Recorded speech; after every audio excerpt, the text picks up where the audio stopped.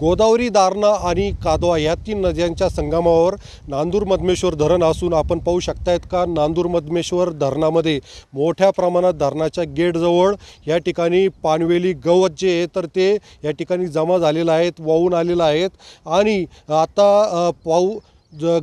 इगतपुरी आणि त्र्यंबकेश्वर ह्या तालुक्यांमध्ये पावसाची संततधार सुरू असल्या कारणाने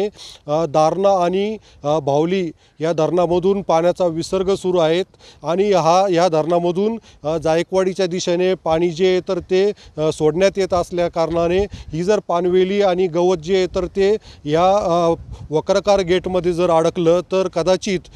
मोठ्या प्रमाणात पाण्याचा फुगवटा निर्माण होईल आणि याचा फटका जो आहे तर तो चांदोरी, सायखेडा या गोदाकाठ परिसरामध्ये असलेल्या गावांना बसण्याची शक्यता आहे। त्याच्यामुळे धरण परिसरातील जे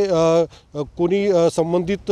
विभागाचे अधिकारी असतील तर त्यांनी लवकरात लवकर याची दखल घेतली पाहिजे आणि ह्या पानवेली आणि गवत कशा पद्धतीने काढता येईल याचं नियोजन केलं पाहिजे। उमेश पारीख, TV9 मराठी, नांदूर मधमेश्वर धरण।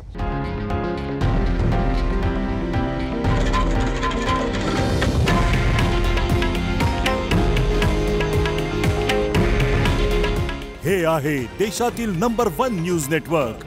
आणि आपण पाहत आहात TV9 मराठी। काळजी तुमची, हित महाराष्ट्राचं।